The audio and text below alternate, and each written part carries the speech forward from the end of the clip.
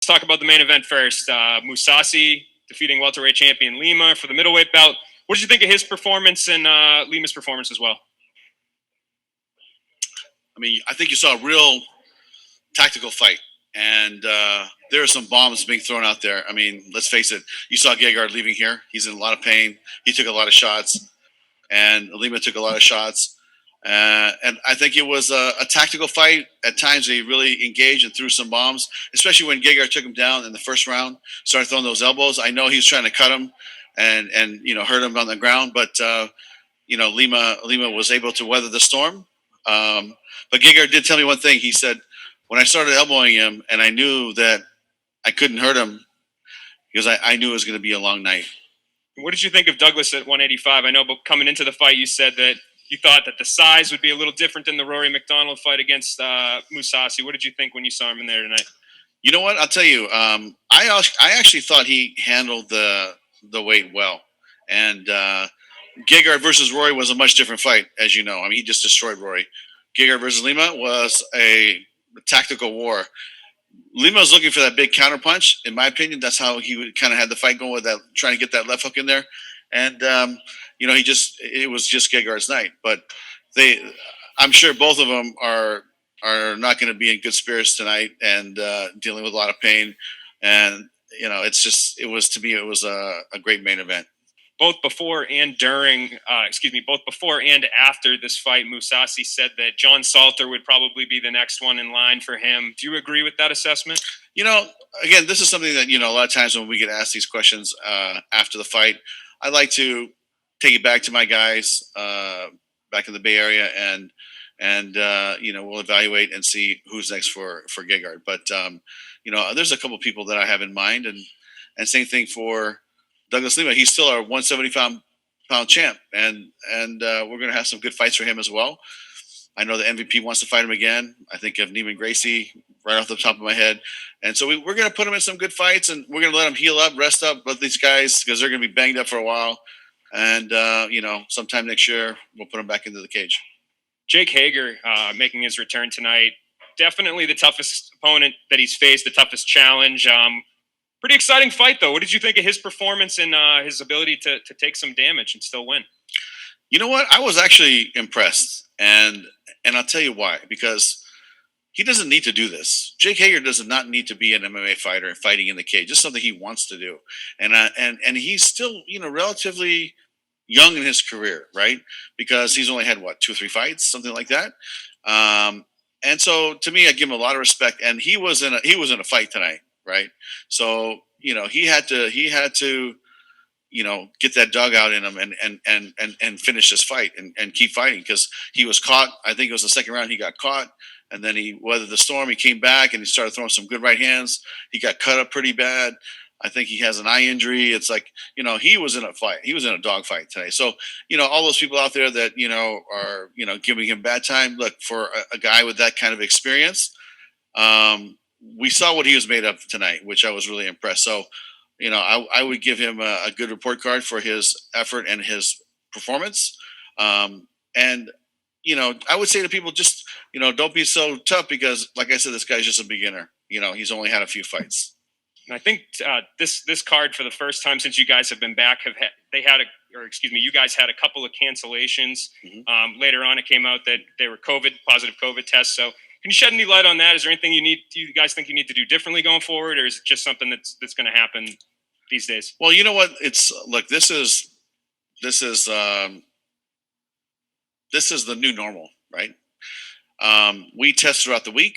And if they flunk a test sometime from the time they get here and test until the last test, which is Wednesday, Tuesday, and results come back on Wednesday, then they're not qualified to fight anymore. That's just how the rule is. So to me, it's unfortunate, but safety first. And, I think that now that they've been informed and the athletes have been told this is what happened, I think they're actually, going to step 2, which is like, oh, I better go take care of this, and I better quarantine. I better, make sure that no one's around me. And, I think they're going to preventative mode now. So I think there's initial shock originally, but, this is not just in MMA. This is not just here at Bellator. It's in the NFL. It's in Major League Baseball, like you saw the Dodgers and the World Series. It's like it's in every sport. So to me, I think we do a great job. We have a great bubble here, and if the fighter tests along the way, then they can't fight. That's just the rules. All right, we'll take a few questions from the media joining us virtually tonight. Giancarlo. Hi, Scott.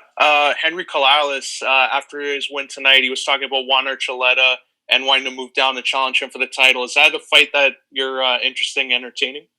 Wow, that's the first I've heard that he wanted to go down to 35. But if he really wants to do it, we should have a conversation. That's a tough kid right there. He was under fire, and he was very calm and very composed. It's probably the best I've seen Henry look since the time that we've signed him. So, at 35, we got Juan, we have Patrick Mix, we have some new athletes, Magomedov. We got Horiguchi that probably will come and fight for us at some point. I mean, we got a great 135-pound weight class, and if Henry wants to go down there, I think it would just be another addition, just to strengthen up that division. So he'll be welcome to come down there and fight at 35 if he wishes. Santiago. Hi, Scott. Greetings from Amsterdam, and congratulations on a beautiful night of fights again. Next week, Melvin Manhoef is going to fight in the main event against Corey Anderson. Melvin will be the fourth Dutch main event fighter in the last 5 weeks. How proud are you of the Dutch force on your Bellator roster? Listen, everybody knows the Dutch can bring it. And this goes way back even to the K1 days. It was the Dutch that was winning everything. Ernesto Hoos was winning 3-4 times. Peter Arts winning all the time. I mean, Sammy Schultz, Remy Bonjeski, I'm talking about kickboxing, of course, but there's such a great tradition of martial arts combat in the Netherlands. And, I just think the fighters are going to keep coming and keep getting better and better. And, very proud to have them on our cards. Donna?